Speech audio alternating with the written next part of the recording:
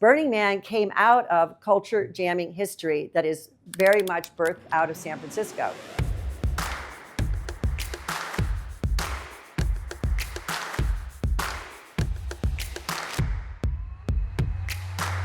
The first Burning Man happened on Baker Beach here in San Francisco in 1986. Burning Man is like a cultural movement. It's a cultural experience. It really is friendly and it is connective. What you're looking for is an authentic connection. It's designed to remove the distractions of the commercial world. Yeah, we need money, but the way in which the money is used is minimized at Burning Man so that we're more likely to find ourselves and our playfulness and our joy. Okay, maybe in the meantime, raise your hand who has been to Burning Man once. Just once? At least once. At least. At least once. Whoa. Who has been to Burning Man, I don't know. At least twice? More than 5 times. More than 10 times. Yeah, I know those two. Anybody more than 20 times? Is that just me all by myself?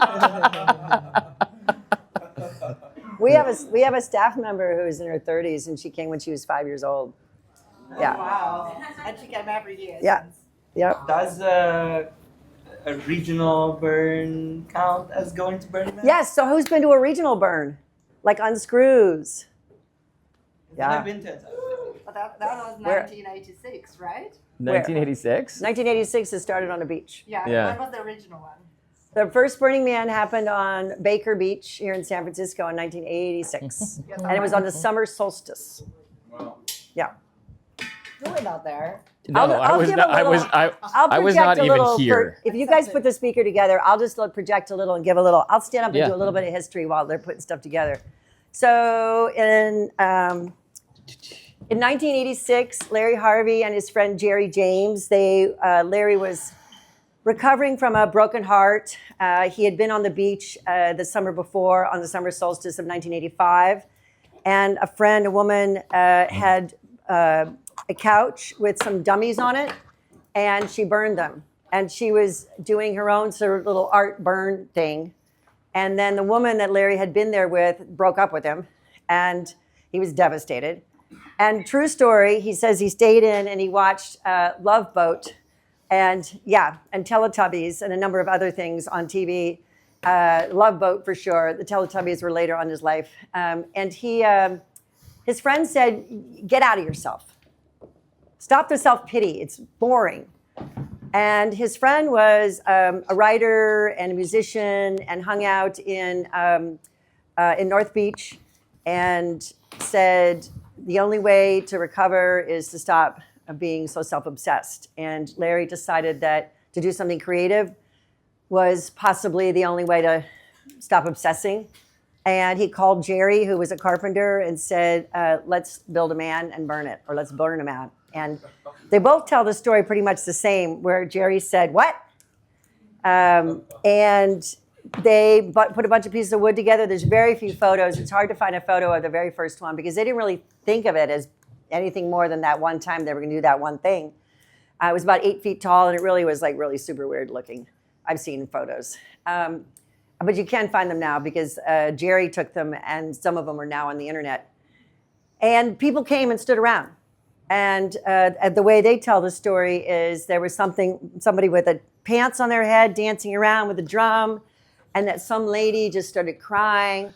And these guys are both fairly actually introverted. They were not at all extroverted. They weren't producers. They were part of a group of mostly men who were carpenters, and they worked with their hands.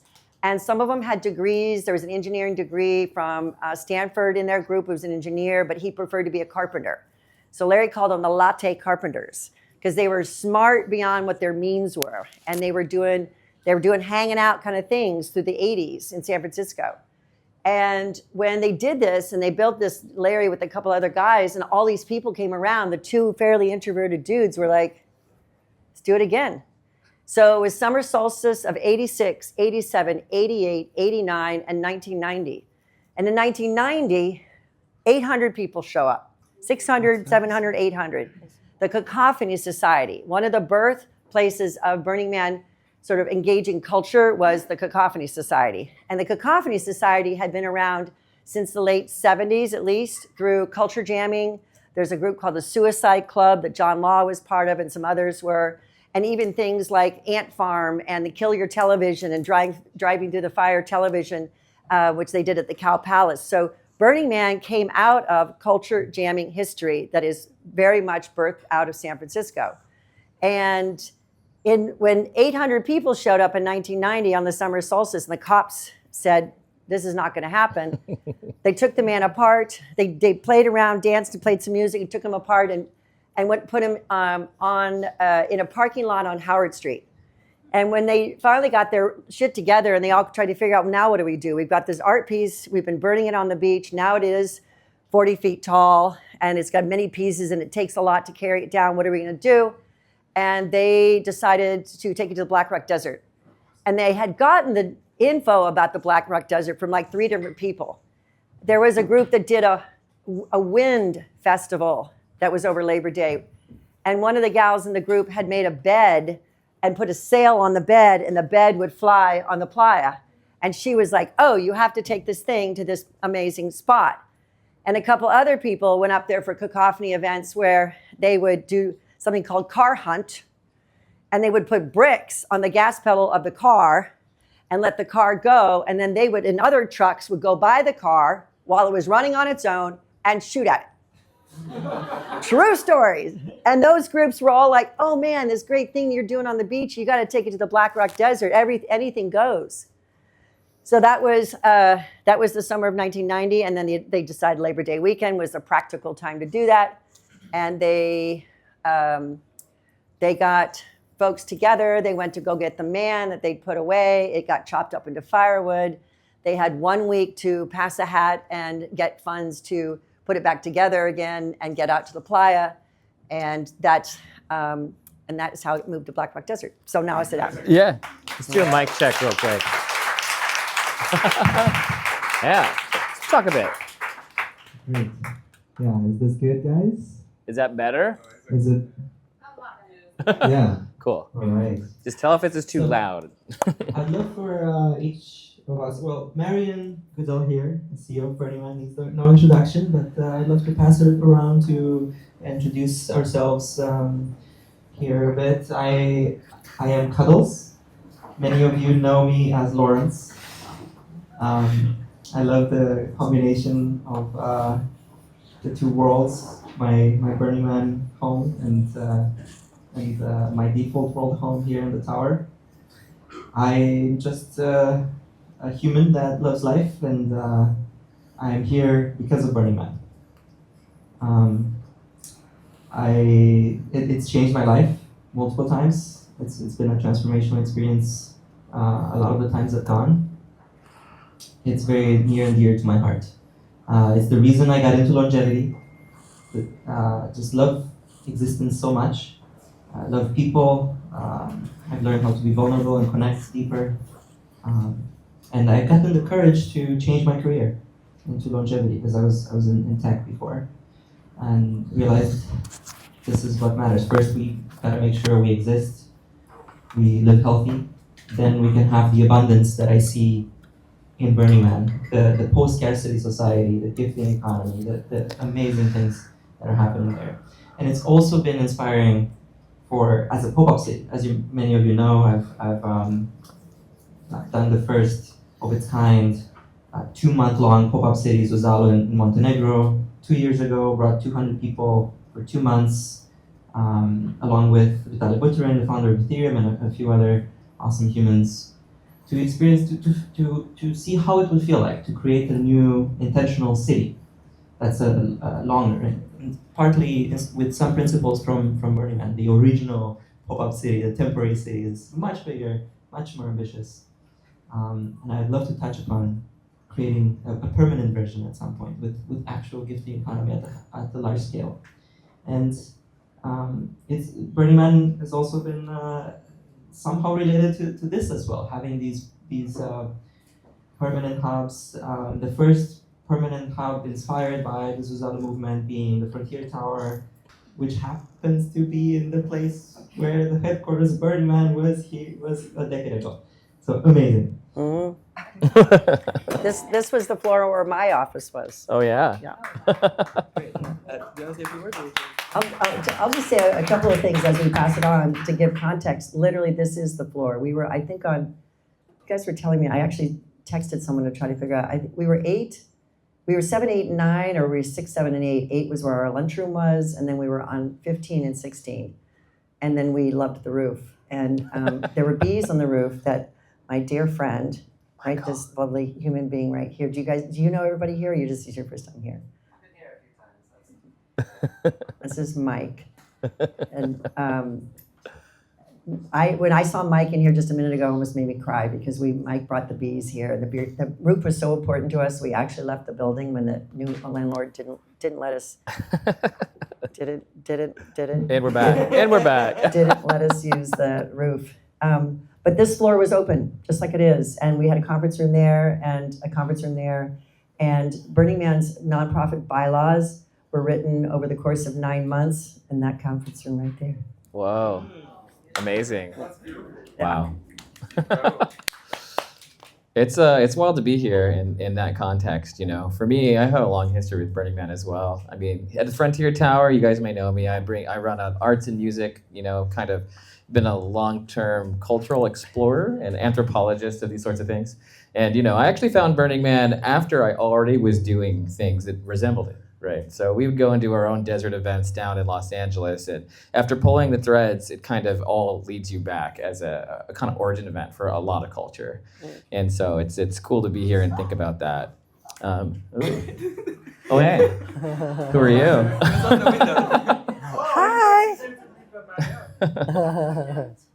Yeah, and I'm glad that we can kind of explore the history of like San Francisco and the art here. And as I'm here in the tower, it's like an endeavor of mine to connect with the history here and make sure that it's like represented in the tower, right? Because it's a rich place. It had a lot of things like that. And we're here with the Burning Man headquarters of a decade ago, a cacophonist and all of these things. So I'm excited to have this conversation. Yeah. So we're doing the sunglasses thing, huh? Oh yeah, I forgot my sunglasses. Get the sunglasses. I didn't think I needed them, but I'm directly in the sun. Yeah, my name is Katja. I'm originally from Kiev, a city that is also famous for some underground parties and festivals, and will surely come back. And I grew up in Berlin, worked for a company called Spotify from very early days, which was kind of a fun ride.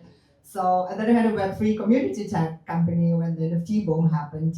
Met the founders, Jacob and Christian, and another Christian of the Frontier Tower. Through like Web3 startup space, we became friends. And then at some point we ended up going to the Burning Man, the three of us, 2 years ago. It was mud burn. So we really did a team building. So we've been through some, heavy shit together, but also great fun. And after my last startup in the AI space morphed into a part-time project, we figured it would be a nice idea for me to join them and help them run this. As a chief Berliner in common, like Alaska likes to say. So it was a bit surreal to come back to San Francisco and be here knowing this used to be Burning Man headquarters, and also like diving into some San Francisco underground scene, and it was like, wow, this is like Burning Man by day. This is so much fun. So I would love to explore time, space, building, and the pop-up connection. And obviously, well, as a woman, for me it would be super interesting to know your perspective on what is the like special touch that you brought from your standpoint to the Burning Man leadership. Stepping in as a CEO like a decade ago, how you see it, how others see it. Let's dive in. What should we start with? I'll pass over to Lawrence. I would say if you Yeah. Something else, maybe there is sparkling water over there, just arrived, so it's hot. Don't faint. Grab water and they see them. Well, it's Burning Man theme. It's Radical Burning South. Man's so we're Radical training you here. Yeah. Okay, with the files. Who has never been to Burning Man that is curious about going to Burning Man? Yeah. Oh, I love that. Not so much. It was kind of not so much. Possible. Well, let me just say a little bit of something, and then maybe you have specific questions you want me to answer too. The thing about Burning Man that's kind of interesting is that at this point now, Burning Man is not Black Rock City only. Burning Man is like a cultural movement. It's a cultural experience. You can feel like you have a Burning Man experience, and it has nothing to do with being in the desert and in the heat. I was at an event in Morocco, and I was with a bunch of people for 5 days, and it was intense, but it was lovely. Like any adventure where you're moving from building to building and people have required things, and you have to wear the clothes. But at the end of the dinner, someone asked me to speak, and there were a lot of burners there. And the thing about Burning Man culture is that it really is friendly, and it is connective, and it's meant to cross the borders and the boundaries of politics or religion or geography. And what you're looking for is authentic connection. And the whole setup that we curate and create opportunity for people to come into is deliberately designed for connection. It's designed to remove the distractions of the commercial world. We don't hate capitalism. We just think capitalism has created distance from us, from each other. Yeah, we need money, but the way in which the money is used is minimized at Burning Man so that we're more likely to find ourselves and our playfulness and our joy and to be present with the awe. And we don't use those words much. You won't find us talking a lot about transformative experience because we like to think that you get it from the doing, not from the telling. So that's my little, like when she said, I don't know, not so much. I mean, I like the, I don't know, not so much, because a lot of people are like, there's an RV, and right now it's dusty, and it's super fucking hot, it's 100 degrees, and like that really is kind of gross. But, you know, the principles that were written also out of need, not by design. We didn't write them to create principles. We wrote them because it was happening out in the world. And people out in the world were asking, how do I make this? How do I repeat it? Like, what are the things? Why don't you have trash cans? Can we have trash cans? Can we sell just a little bit? We just want to sell water. We want to give away. We want to give away water. And that's like, that ruins these different principles. So the 10 principles were written just as guidelines. And I really think you can see the 10 principles show up anywhere in the world. It doesn't have to be in Black Rock City. I wonder, when did it stop being just an event and it became a city so big?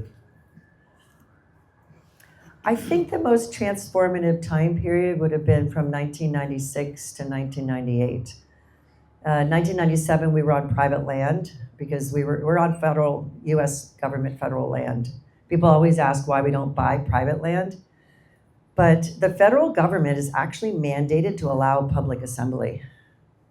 And to be on federal land means what they're going to do is just make sure that you're doing it safely.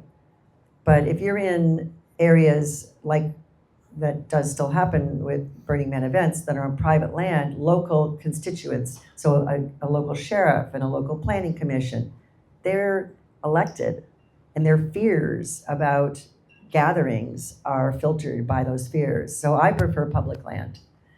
And so in 1997, we were on private land. There's lots of drama left over from 96, 97, and 98. We started calling it Black Rock City more often. The road systems were improved because we had learned from Washoe County. There's a few things we learned from Washoe County.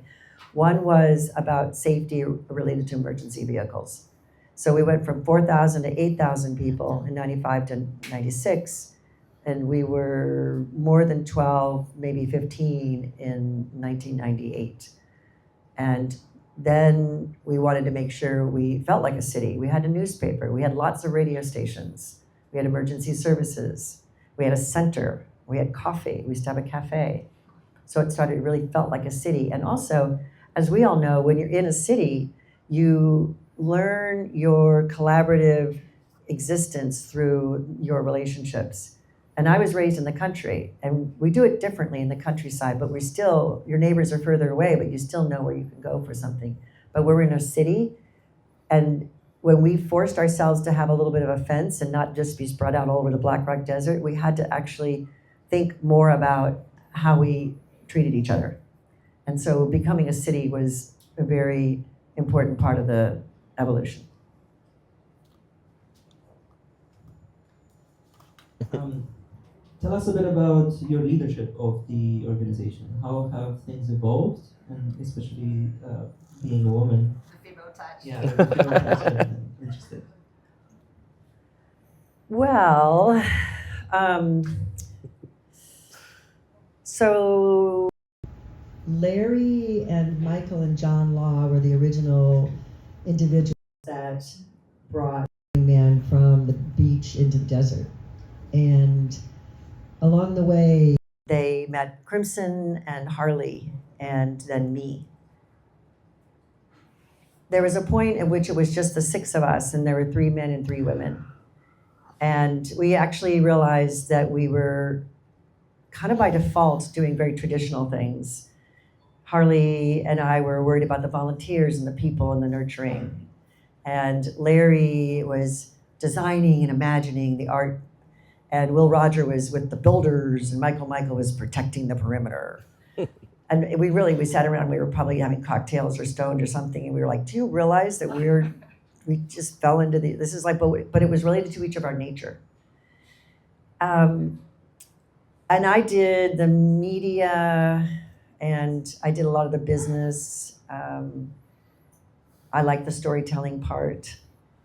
My leadership role right now came as we went from an LLC into a nonprofit. And we went through a facilitated process over the course of time after we wrote our bylaws in that room, where we had to figure out what did we want as individuals for the future. And we had spent so much time thinking of the collective and putting our hearts and our lives and our minds and our bodies and our spirit into the collective that as people were aging, the question was, well, what do you want? What do you want? What do you want? And from that, the nonprofit was something that would exist beyond us. But how were we going to have it carry on? And I don't know about you all and your experience with consensus, but consensus does work well when it's small. And when the group gets a bit too big, it is really, really, really hard. And we worked by consensus, but after we would add more staff members, it was nearly impossible. 8, 10, 25 people, it didn't work. So we created, the way we wanted it to work was the 6 of us were the final decision makers, and then we would take input. And we thought of, how is it we're gonna run this nonprofit? None of us really wanted the role. And after this facilitated process, the facilitator had a wall of stickies, like I'm sure you all have as you've designed and imagined your ideas. And the facilitator was like, so now you have all these stickies, what are you gonna do with them? And it took a while, but I was the youngest, and I have never been married, I don't have children, and I was definitely the most fancy-free, I think, untethered, and had been doing business-related things at that point, and they said, how about you run it?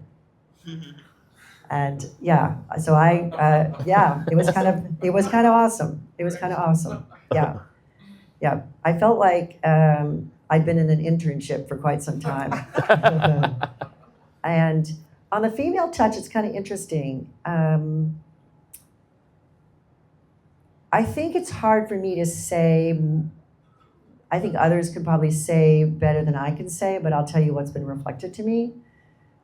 That I think my tenure for the last 11 years that I've been leading, it's been important for me to envelop and care for the organizational culture as much as the community itself. The organizational culture was, I mean, you guys have worked at startups, about half of you here have worked at startups, and you're working 80 hours a week, and it's this, and you're this, and you're not, and you're answering the phone, and you're doing the things, you wake up and you're thinking about it. And that's what we were doing. She's laughing, And we were burning ourselves out, we were burning volunteers out, we were burning staff out, and we had no buyouts. Like, our motivation wasn't because someone was going to buy the company. We didn't have the stock. So if we're not getting something from it and we don't feel good about it, it's gonna fall apart. And you know, Harley was also part of that. She cared a lot about the volunteers, and I think I wanted an organization that had the long-term tools to self-regulate. And I feel like I've nearly accomplished that, actually. That we have a good onboarding and offboarding, that people feel appreciated, that it's not like a big revolving door and loud sounds. And I mean, the founders, we all used to yell at each other. We would slam the door. Yeah. We had a project manager. We hired a project manager, and he would sit there in with us, and he literally was he was having nervous breakdowns. He was like, I can't do this. And we were all like, what? He's like, you guys yell at each other. You walk out in the middle of sentences, you know. And we did a lot of work. We really did a lot of work to figure out how to stick with it. And I think now, people are really pleased that a woman is running Burning Man. And I get a lot of feedback from the outside world that it's like, wow, there's a woman running Burning Man. And I think it's super important. You know, we're pretty evolved at this point. And I think Larry was the visionary, you know, and I ran it while he was still with us before he passed away in 2018. And he empowered me. You know, I didn't take anything from him. He gave it to me. And I think it would be really hard to be super evolved in our contemporary society with a man running Burning Man, with some of the more firm ways in which men have been given that opportunity. And I think it's been important to let a woman run Burning Man and let me choose some of the masculine parts of my personality and some of the feminine parts of my personality, and find that balance to do what I'm doing. Yeah.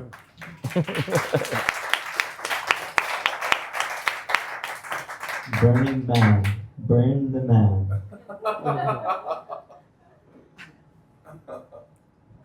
Is it like burn the man? You don't want to answer that. Moving on. I'm curious about scaling. I was, the first time I was there, I was like, what? There's like 40,000 virgins every year that then go out in the whole world, or something. Tens of thousands of virgins, I think, from the Census Bureau. It seems like all those people are gonna go out in the world and spread these ideas, right? So not only are you building a new society temporarily in the desert, but infecting the world with these ideas. And I love that. And I wonder how this can scale. Could it become a permanent city at some point? A society that just runs on the gifting economy and on all the principles of Burning Man. How are you thinking about all this? One of the things I love to do is encourage everybody else to do the things that they're thinking of. We're very set in our Black Rock City ways. We have a couple of things we do beyond Black Rock City, like the regional network, Burners Without Borders, Fly, which is a piece of property that has small events. For those of you that are like, I don't know about Black Rock City, you should tune in to our website and go explore an area that has smaller events out in the same part of the world that are doing experimental work, actually, and looking at things intellectually and looking at sustainability. I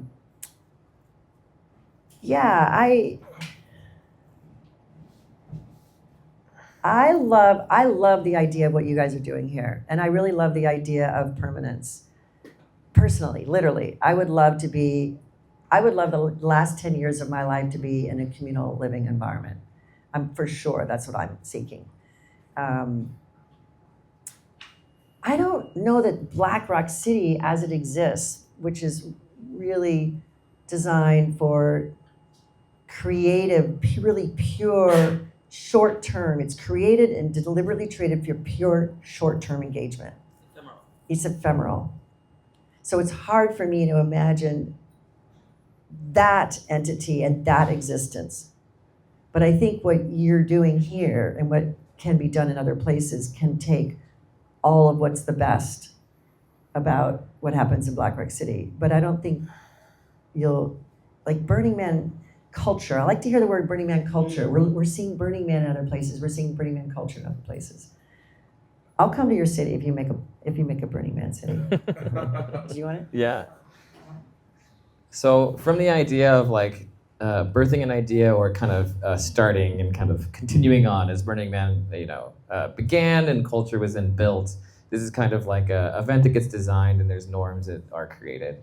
So I'm wondering, from our standpoint, like Frontier Towers, we're continuing to design a space and really experiment with these things. Like, what are some key, maybe like a lesson that you might miss if you're watching Burning Man that you think is like critical to Burning Man's success and its kind of persistence and continuing through culture, right?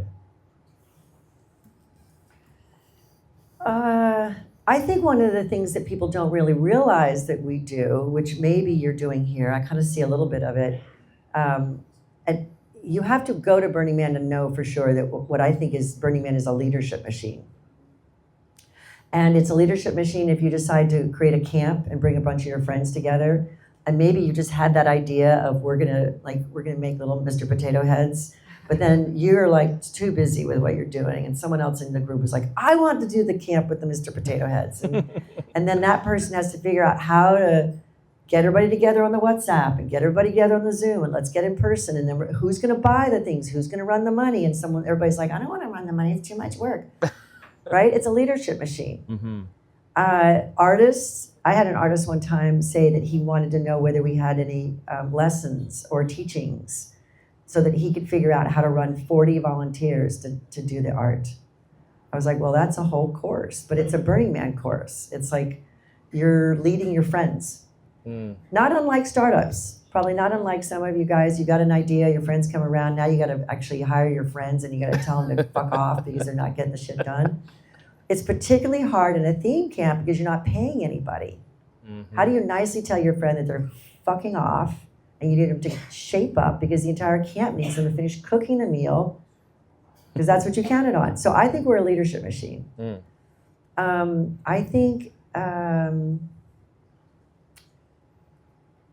I think the way in which Burning Man creates hope in humanity, that little piece is hard to unlock. People say it sometimes, but I really think that's the piece that we need right now, is hope in humanity. Yeah, thanks.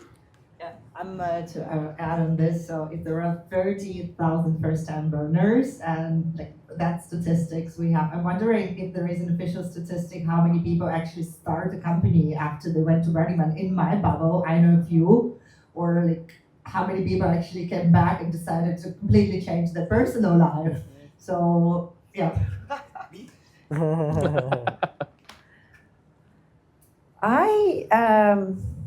That's been really hard. Those metrics have been really hard for us to chase, and we talk about it all the time.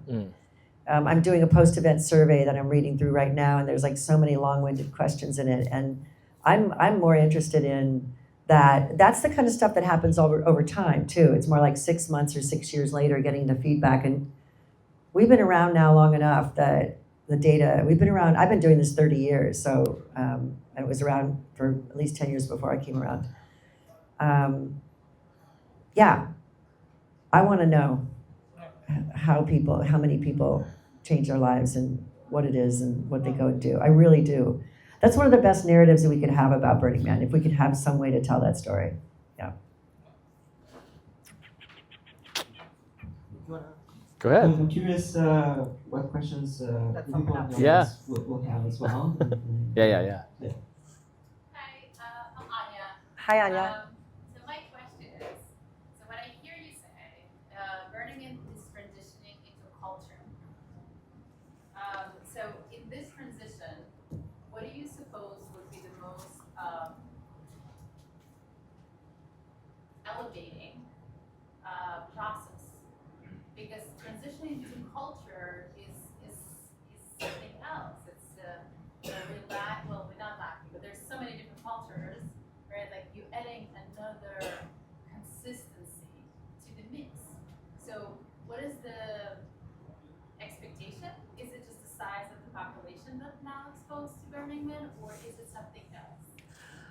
Well, we have never really deliberately transitioned to a culture, but the number of people that evolved the experience, it became a cultural experience.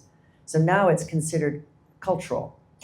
So Burning Man culture is more, it's identifiable even more deeply than a Burning Man event. So I've been in gatherings that feel very Burning Man. That's to me Burning Man culture.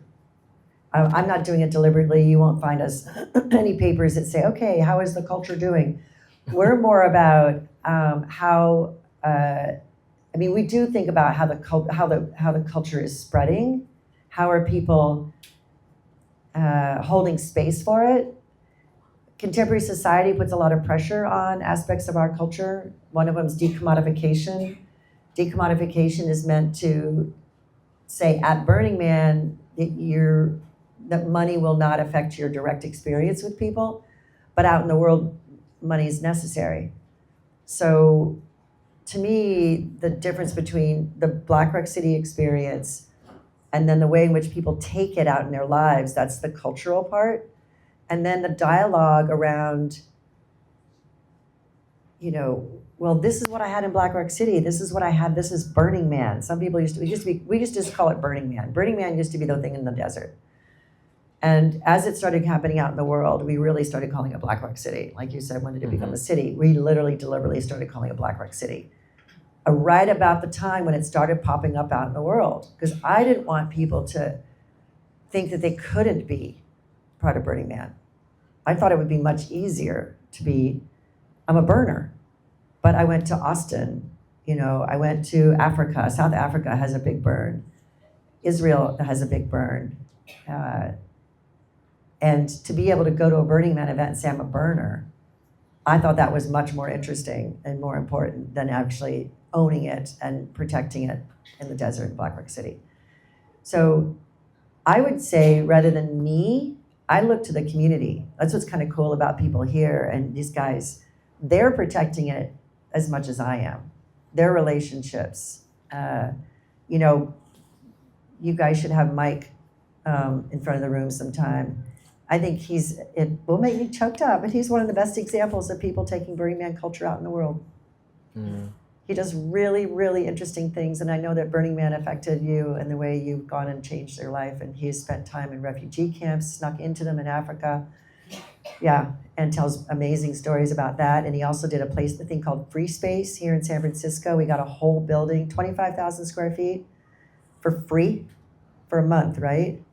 And then after that, the landlord put it up for another month for $1. And the community just came in and did art and took it over and did yoga and did crazy shit, did night stuff and day stuff. And then he got people in Berlin to do that because it wasn't all about him. It's once they did it, they felt the cultural pull to do it. And he did a blueprint. And then they take it and that becomes cultural. Free Space had its own culture. Mike didn't own it anymore. He didn't want to own it. He wanted people to do it. So Mike and I spent a lot of time in a lot of different places. And he really is a fabulous storyteller, and you guys should know him.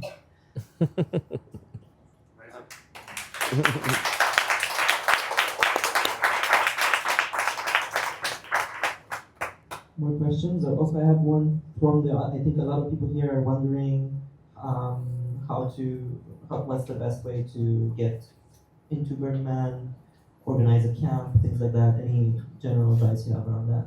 Sure. Well, why don't we go these two questions, and I'll use that as part of my wrap-up. You've got one there, and then you've got one.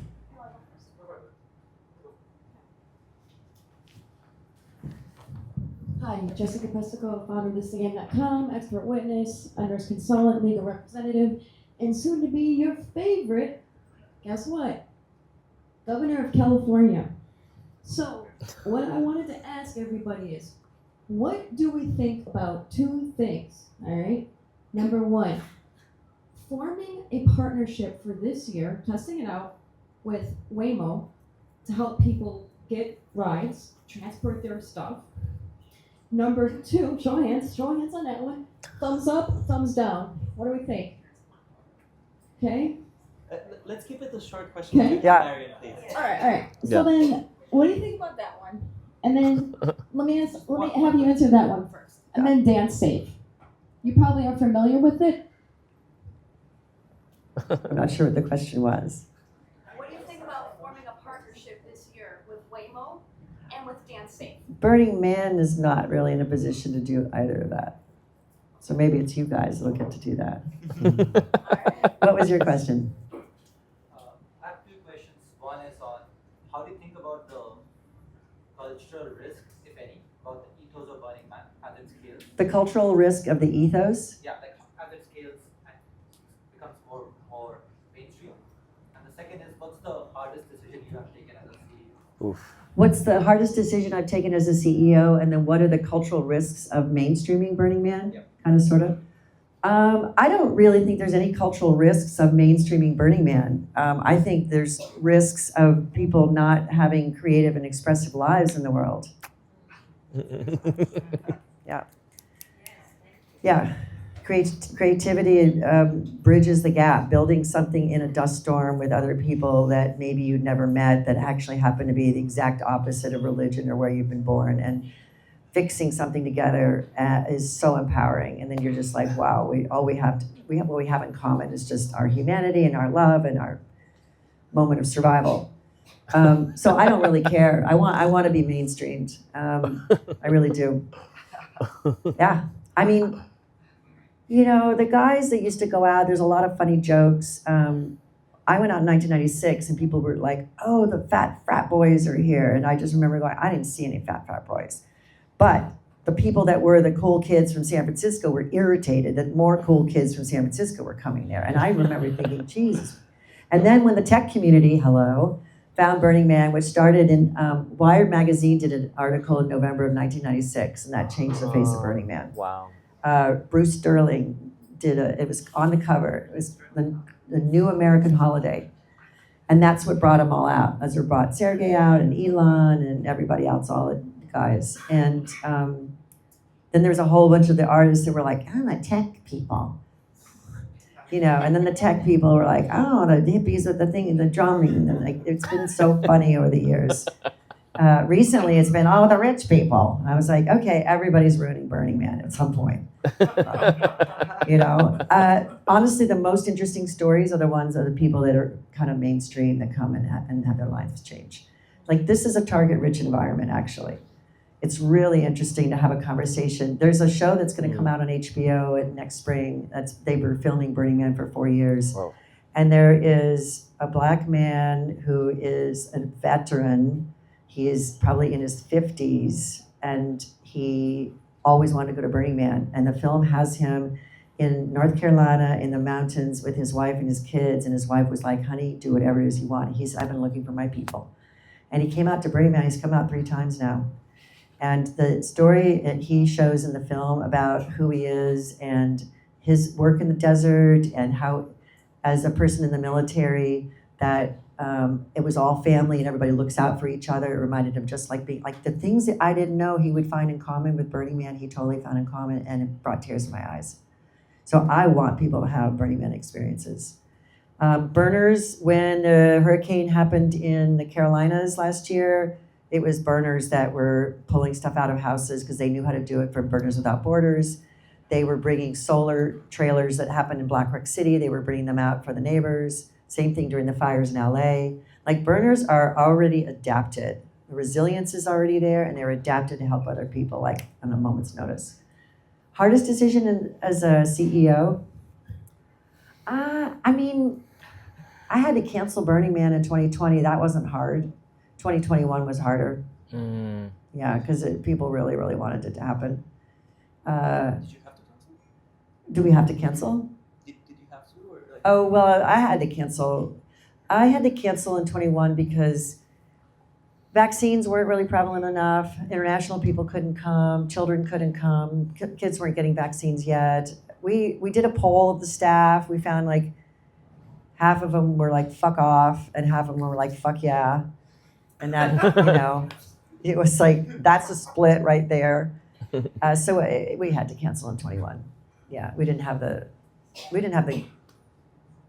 I mean, people wanted to, make everybody get vaccinated. And I wasn't going to do that. That was silly. That was even 2022. They were all like, well, everyone vaccinated. And I was like, no, we're not going to do that. No. Nope. Oh yeah, Ming. Shout? Yeah, can you shout or do you need the mic? Up to you. I can shout. Yeah. Yeah, so we've been getting feedback. I run the Human Resources before. We've been getting feedback that we're running permanent Burning Man camps in this building. I've not been. This is my first year because Dusty and Michael dropped off tickets for us. But meeting them and meeting you, it makes sense now. I feel like we share just like drastically the same values. This is amazing. But given that, what is your best advice? We're 4 months into the project. It's sheer chaos and magic. A lot's happened in this building, including this moment. So what's your best advice for running a permanent Burning Man camp? What are the I love that. I would say nurture leadership from everybody. That shows a chance to be leaders. I would say be ready for succession planning. The camps really usually, that's one of the things they sometimes don't do, and they get really wrapped around themselves, and then it just takes one person who wants to go have a baby, and then the whole group is like, what the fuck? There's a camp called, oh God, Connie, what's the big white triangle? On the corner? Playa Alchemist. Oh yeah, Thank Playa you, Alchemist. Playa Yeah. Alchemist. And she went and had a baby, her second baby, and then the whole group was like, oh, I gotta take a year off. Because she ran the whole thing, and they're coming back this year.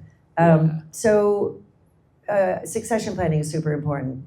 I think not being too afraid of hierarchy. I think you actually have to use hierarchy in the right ways. Yeah. Too much collective group think can actually make bad decisions. Huh. Yeah. I think another person that would be cool to meet you guys is Taylor Andrews, who is 24 years old and started this, out of her idea, she was our intern and started Rising Sparks. Rising Sparks is sort of like our next generation. And she's very collective and collaborative, but she's learned definitely that you can't always allow the collective because sometimes it takes forever. And sometimes your instinct, if you're helping design it and you can see it, sometimes your instinct is gonna be a little bit better because you are in a position to have more information. And then figuring out when to make that decision that might run in a slightly different direction. I think that's one of the most interesting things to study, you guys, is the difference between full collectivism and collectivism with generous leadership and trusted leadership. Yeah. Between benevolent dictatorship and democracy, there's Yeah. a lot. Yeah. Yeah, we're not even a democracy. It's really kind of funny. I'm a benevolent dictator, but I'm not always that, and we're not always a democracy. It's like I really don't want to have to make the decisions. I really like helping the organization. One of the things we've done in the last couple of years, because I want to get out of being CEO, is charter groups. And I realized we had all these groups that were doing these things, and they all had opinions, but it wasn't always their job to have that opinion. So allowing charter groups to, some of them, if you organize yourself in a right way, you have the right people in the room, then you might have authority. You might have decision-making authority. But I have to first set the system up so that the system can then run itself, and we've been working on that for about 3 years. And then I feel great about if it's all the people that are admins, they can all decide on the admin calendar. And if they need to rise it up to the next level, then I want it to be in the charter for how that group makes the decision. The other thing about theme camps is how do you get everybody to participate? Yeah. Mm-hmm. Yeah, volunteer.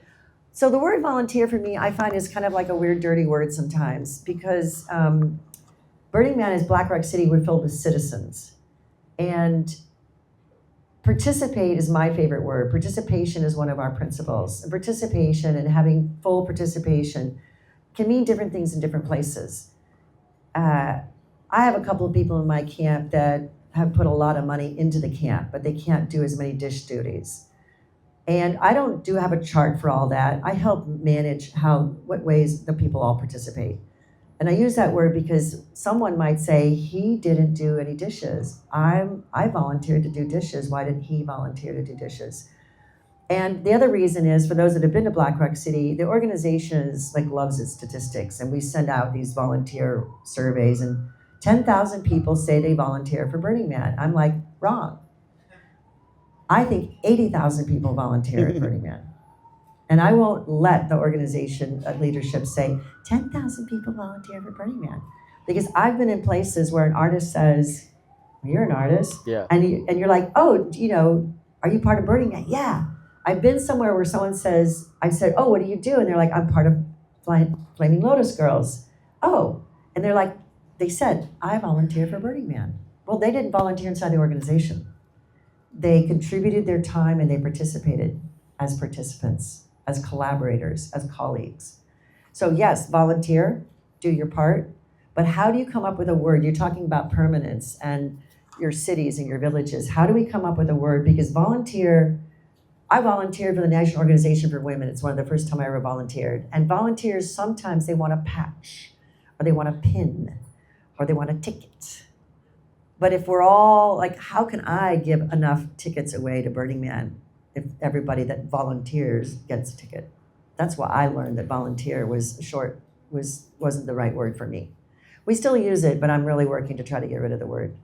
It's more like, how do you participate? How do you contribute? Mm-hmm. There's it.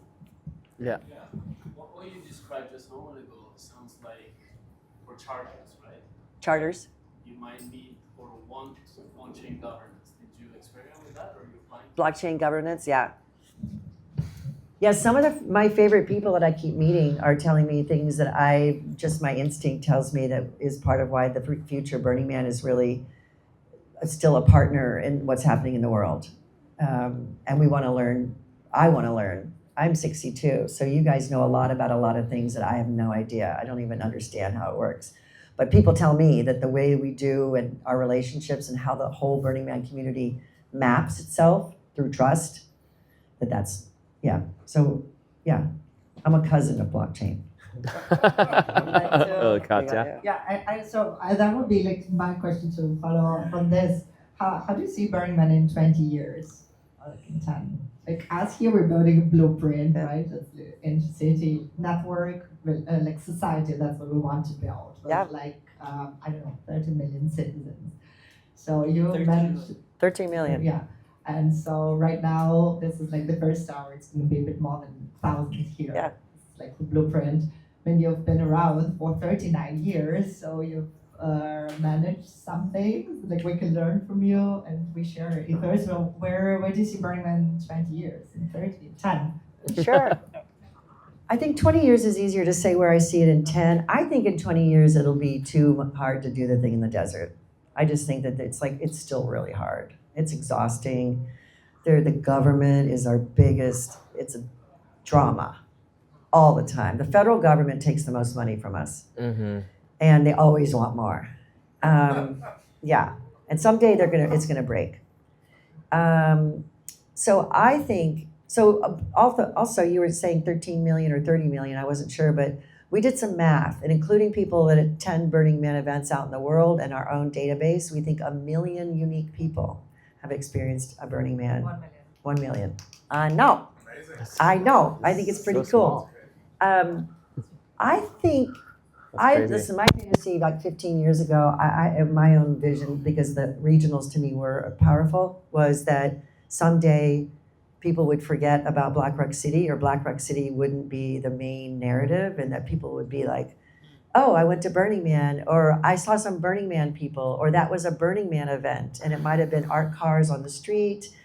We're seeing way more art cars happening in like small town. Someone sent me a picture of an art car in a small town July 4th parade. And I was like, that's an art car. And they're like, yeah, that's why I sent it. Nothing else in the parade. There were fire trucks, and there was an art car.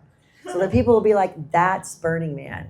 And they'll mean the generosity and the connection and the art and spontaneity will be what they see. That's Burning Man. So Burning Man will become cultural as a reference.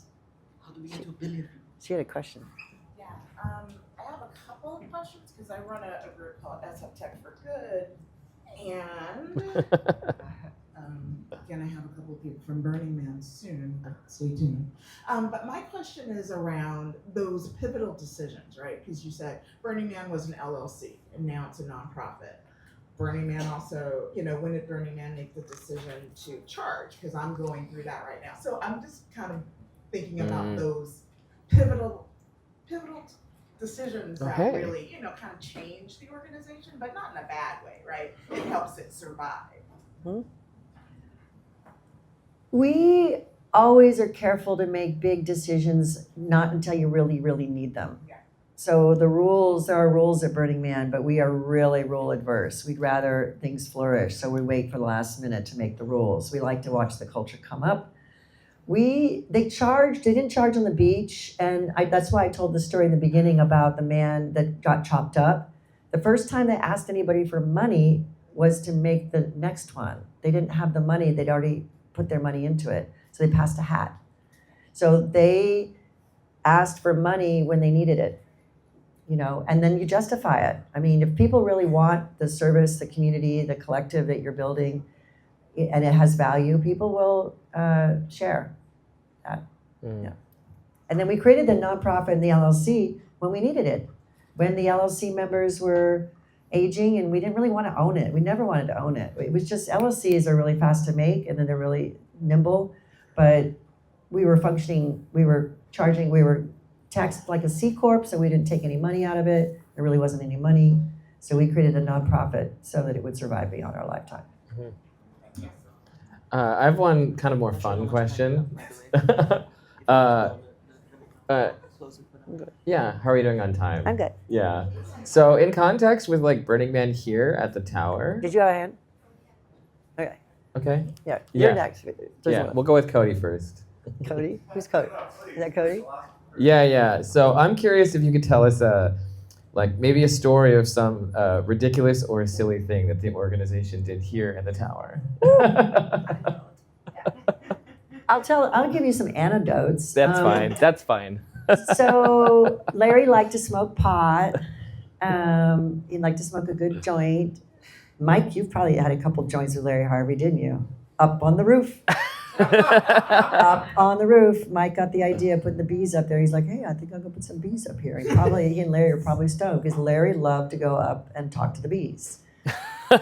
Yeah, and Miss Kelly loved to go up and get stoned at 5 o'clock. We did not like anybody getting stoned before 5 o'clock. That was long before medical marijuana, and then it was okay to smoke pot. But we would call it watching the birds. So we'd be hanging out, and someone would be like, where's Kelly? And she's watching the birds. So that was one of our little anecdotes. Or talking to the bees. Larry was talking to the bees. Another little anecdote. I actually have to tell you, I had a lot of times where we got stoned and had cocktails here on this exact floor.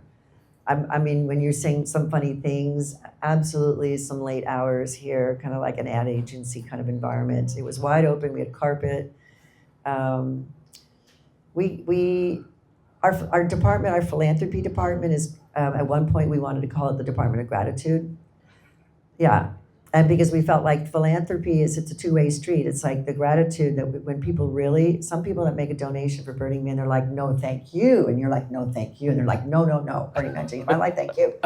And so we thought the Department of Gratitude would be a really great thing to call the philanthropy department. And that happened here over some cocktails. Nice. Yeah. And John downstairs, he was our doorman. John. We left 11 years ago and John was here.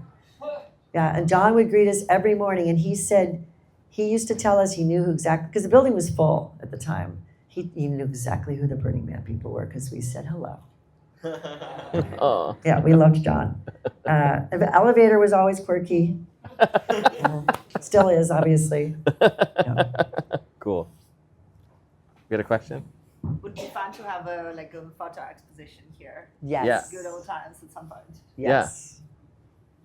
Hi, yeah. I was just curious. There's often a criticism of Burning Man around the fact that there's so much energy and resources poured into something that is then destroyed at the end. And personally, I very much value the ethos and the philosophy of doing things for the journey and creating the art for the experience. And it very much resonates with me. But I also understand that a lot of people are looking for something similar that is like trying to invest that energy into land, right, and like create regenerative systems, both shelter and food systems, and etc. Is that something that you guys are trying to do at Fly Ranch, or is this something that Burning Man has thought about in terms of like creating a permanent residence and scaling it to a large degree? I know we've somewhat talked about that, but I'm more curious to hear more about it. Yeah, sure. Mike, you've been to Fly, right? Yeah, that is the answer is yes, mostly, isn't it? Mike has been part of what we're doing for so fucking long. I'm glad there's somebody here that can keep me honest. Like if I say the wrong thing, I'll be like, Mike, is this true? No. Fly really is the place that we're using. It's an innovation platform. It is 3,200 acres, for those that don't know. We purchased it 2016. In fact, a lot of that was birthed out of us being here. We had some people that surfaced, and Chip Conley made $1 million donation. The property was $8 million. Burning Man had been on the property and on the edge of the property in 1997. That's when we were on private land. There are these beautiful formations that were natural, but they were shaped by searching for natural gas. And so the land is next to a playa. It's got grassland, it's got a dam, it has these hot springs and hot pools, and there's a big, huge mountain that's often snow-topped. I mean, snow-capped is like ridiculous. And we felt like that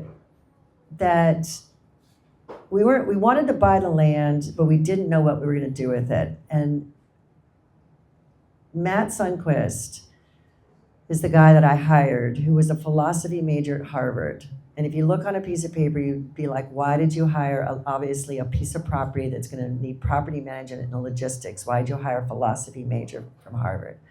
But if you look, as you guys are doing and you're thinking about things, he started a lot like you guys do. He started like, well, what's the purpose? We don't wanna build a lot of things here. And he collaborated with careful decision-making. He's one you should talk to also about decision-making models. He loves the collective, and then it stalls sometimes. You have to figure out how to get furball out of a collective, trying to make a decision. And he did something really interesting. One is we don't allow any fossil fuels on that piece of property. It's just a decision. How far can you take that decision? And that took him to a design competition. Some folks that came to the property and they were like, listen, we've done this thing in Santa Monica, and they've since done it in Dubai. And the Land Art Generator Initiative was a design process started in 2018. And it had 180 applicants. And it was for ideas on that land that were related to animal husbandry or riparian, water cache, food production, human habitation. Am I missing anything, Mike? I think that's it. Yeah. You've been out there for a couple of these events too, which are really cool. These events that are now on the property are using all these values and principles around these things to actually envision and talk about them. The Land Art Generator Project picked 10 projects to prototype. One's a $40 million crazy idea that's barely gonna ever happen. Another one's a $200,000 project that's on its way. One of them's actually recycling human urine so that it can be then purified and used on the land. This is beautiful stuff. So yeah, that was to be able to live in community on that property and then imagine designs for human existence and do it intellectually and not just in Black Rock City is definitely the purpose for Fly. I don't think we're driven at the moment to have permanent habitation on that property. But just like I was sort of saying, I really like constraint, until you need to do the next thing. And I think it's really cool that we're getting art from Black Rock City and we place it there and we place it strategically so you have to go and walk and you come over a little valley and then there's this piece of art. I would also, if you've never been out to that property, I would urge you to come out. I would urge anybody here. Yeah, let me give you some details that are related to, like you asked me before, like so So if you're curious now about what is Burning Man, there are a bunch of different ways for you to explore Burning Man. One is Burners Without Borders. I've mentioned them before. They look like they're disaster relief on the surface, but they're not. I would call them more like resilience builders. They have done work, in Japan after the nuclear power plant had its accident, and they've been to Haiti when there's been natural disasters there. But it's more grassroots than that. I don't think there's 2 employees really. So if you're really curious about that, they go way beyond culturally. They go way beyond what looks like Burning Man on the surface. But that's called Burners Without Borders. I think it's burnerswithoutborders.org. They have their own environment. Fly is where these events are happening, where we're having conversations, we're having prototypes. The size of them, next one's 250 people. It's got a waiting list, but next year's will be probably 500. We'll keep growing those. And I think that's flyranch.org. You can find that website. Get your name on any of these mailing lists if they interest you. If you're like, I totally want to be invited to that event, that's flyranch.org. Those are off season. They happen in May, June, October. And then Burning Man, burningman.org. Yeah, that's a whole thing. If you want to, that's a whole thing. Black Rock City, we still have some tickets for sale. They're not all the easier ones to get. In the future, tickets range from about $225, which you can apply for. We call them ticket aid. $550 are for people that need the $550 tickets, which tend to be artists from other side of the country, other side of the world. If you live in San Francisco, it's not really for you. Even if you feel like your income is low, our standard of living here is higher. We have $650 tickets. There's $750 tickets, $750 tickets, $950 tickets, $1,500 tickets, and $3,000 tickets. What do you get for a $3,000 ticket that's different from a $550 ticket? Nothing. Nothing. You don't even get in faster. Yeah. There's no special lane for a not $3,000 ticket. You will get a call from us and wonder why that you paid that without making a tax deduction. But no, you would know. We've created friends through the $3,000 tickets this year. We put it on as a lark. We're like, $3,000 tickets, nobody's gonna buy one. We've got people buying. We have almost 40 people that have bought a $3,000 ticket. $1,500 tickets, same thing. It's a sense of feeling connected. If you have the means, people do it. It's amazing. And the number of people that buy $950 tickets when there's still $750 tickets available is amazing. And that's one of the deepest principles, I think, is pay what you can. And we used to have a really complicated ticket process, and we made it super simple, and we made it so simple that we fucked it up. And now we made it slightly more complicated because we realized some people were like, last year, $575 for a ticket to Burning Man, the next one was $1,500. Last fall, when we needed donations, because we're a nonprofit, we need to raise $12 million out of tickets. Tickets, not in tickets. So $12 million we raise philanthropically. Someone says, well, why don't you just do that through the ticket sales? Because when I do the math, the main ticket would be $850. And I don't want the main ticket price to be $850. And I also really believe, and you guys probably have these principles here and other places, some of the more enlightened clubs, you pay $5,000 to be a member of the club, but there's some people that'll pay $500 to be a member of the same club, and you'll never know the difference. But the people there need to be there. We need to be amongst each other with different ideas, different backgrounds, and different things to bring to the table. So that's why we've created a ticket scale that looks wackadoodle, but in fact is working. It's really working. So that's how you Burning Man. That's how you get tickets to Burning Man. And also, theme camps. Theme camps is a whole other thing. Theme camps, I think you either create your own theme camp, or you tell your friends that you're looking to go and ask them to introduce you to someone that has your same values. I don't think you should join a camp that you don't feel the groove. I know people that leave because they couldn't stand the music. I was like, did you interview the people you're going to stay with? And they're like, no, not really. They just said they'd take us. Pick up, move the tent, go somewhere else. You don't really have to have a kitchen and a shower and a whole thing. You need to take care of yourself. You need shade, you need water, you need food. you probably could use a shower. And, you know, listen, doing a theme camp with this group would be huge. It's a lot of work. But like the 4 of us, we could do our own camp. That's super simple. But if I was going with some friends, I would absolutely have a shade structure because we'd want to hang out. And then we'd make sure that we had brought our own food. We either have it all frozen and ready to go. But theme camps are super fun. They're super easy. If you have an idea, you want to get your friends to do it, that's the other way to do it. I just recommend. I never really push people towards a theme camp. If you're wanting to come to Burning Man this year, feel free to come to me after. I have a theme camp. Especially if you're into longevity, healthy living, we have healthy food, rejuvenating IVs, and we have longevity tea. We serve tea. Longevity. Yeah. Longevity. And we serve community and immortality and all kinds of tea. 그쵸? Creativity. Creativity. Yeah, we love creativity a lot. We, coming up, have a vibe coding event right here. So we can socialize over here. And thank you very much, everyone. Yeah. Thank you Katya, you want to guys. talk? I really love it. Yeah.